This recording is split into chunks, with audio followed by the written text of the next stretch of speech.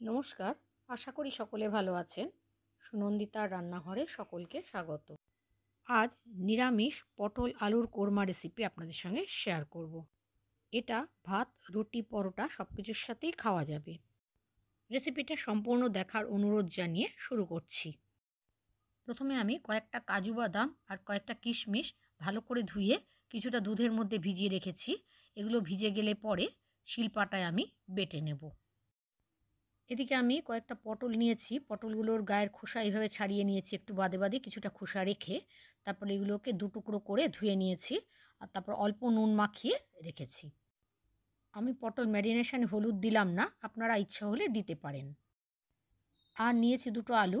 আলুগুলো খোসা ছাড়িয়ে এইভাবে টুকরো করে কেটে ধুয়ে নিয়েছি। তারপর সামান্য লবণ আর হলুদ গুঁড়ো মাখিয়ে আলুগুলোকে কিছুক্ষণ রেখে দিয়েছি। একটা বাটির মধ্যে মশলার পেস্ট বানিয়ে রাখছি।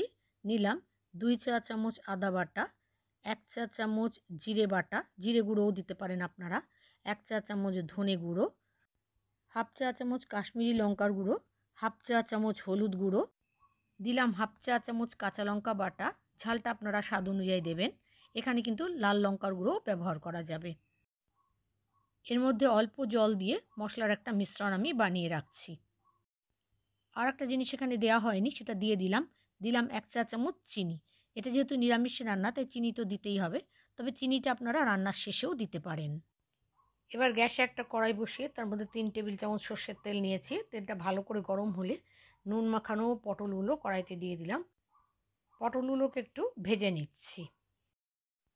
পটলগুলো হালকা লাল করে ভেজে নিয়েছি। তারপর এর মধ্যে আমি নুন হলুদ মাখানো আলুর টুকরোগুলো দিয়ে দিলাম। এবার আলু আর পটল একসাথে আমি কিছুক্ষণ ভেজে নিচ্ছি। তবে আপনারা আলু আর পটল আলাদা আলাদা করেও ভেজে নিতে পারেন। আলু আর পটল যাতে তাড়াতাড়ি ভাজা হয়ে যায় তাই কড়াইটা আমি ঢাকা দিয়ে গ্যাসের আঁচটাকে মিডিয়ামে রেখে কিছুক্ষণ ভেজে নিয়েছি।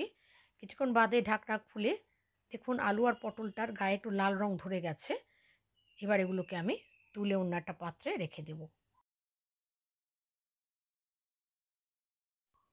আলু পটলগুলো ভেজে তুলে নেওয়ার পর কড়াইতে যে তেল ছিল তাতে ফোড়নে দিলাম 4টে থেতো করা ছোটো এলাচ, 4টে লবঙ্গ, কিছুটা দারচিনি আর হাফ চা চামচ গোটা জিরে। ফোড়নটাকে কয়েক সেকেন্ড একটু নাড়াচাড়া করে আমি ভেজে নিয়েছি। তারপর যে মশলার পেস্টটা আমি তৈরি করে রেখেছিলাম সেইটা কড়াইতে দিয়ে দিলাম। তার সাথে মশলা রাখা বাটিটা ধুয়ে অল্প জল দিয়ে দিলাম। এবারে মশলাটাকে খুব ভালোভাবে কষাতে হবে। আমি কিন্তু লবণ দিইনি, যে কারণে আন্দাজ মতো লবণটা এখন এখানে দিয়ে দিলাম।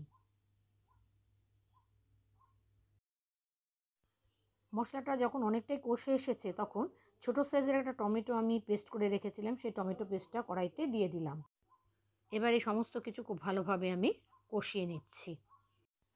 এখানে আমি একটা কথা বলে রাখি, যদি আপনি আমার চ্যানেলে নতুন বন্ধু হন তাহলে আমার চ্যানেলটা সাবস্ক্রাইব করে পাশের বেল বাটনটা ক্লিক করে দেওয়ার অনুরোধ রইল, যাতে আমি নতুন রেসিপি আপলোড করলে আপনার কাছে নোটিফিকেশান পৌঁছে যায়। মশলাটা খুব ভালোভাবে কষানো হয়ে গেছে। এবারে ভেজে রাখা আলু পটলটা আমি কড়াইতে দিয়ে দিলাম আর মশলার সাথে আলু পটলটাকে খুব ভালোভাবে আমি মিশিয়ে নিচ্ছি।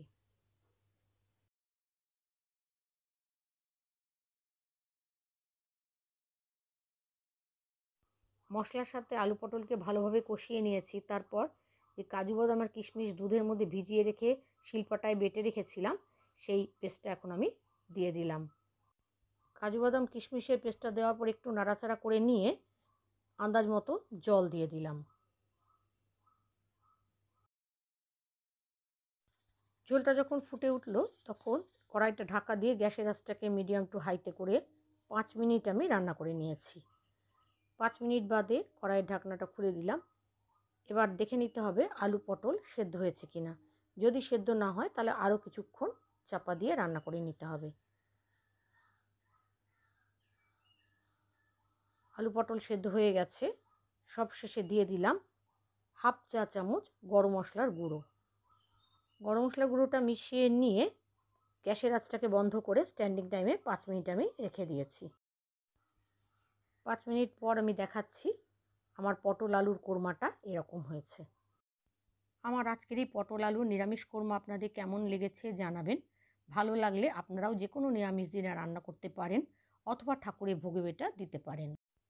আমার আজকের এই রেসিপি যদি আপনাদের ভালো লেগে থাকে তাহলে লাইক দেবেন আর আমার চ্যানেলটা সাবস্ক্রাইব করে আমার পাশে থাকবেন। যদি আপনারা ফেসবুক থেকে দেখেন তাহলে আমার পেজটা ফলো করার, আর যদি ইউটিউব থেকে দেখেন তাহলে আমার চ্যানেলটা সাবস্ক্রাইব করার অনুরোধ রইল। আজ তাহলে এখানে শেষ করছি। আবার আসবো নতুন রেসিপি নিয়ে। ততক্ষণের জন্য সকলে ভালো থাকবেন, সুস্থ থাকবেন। ধন্যবাদ।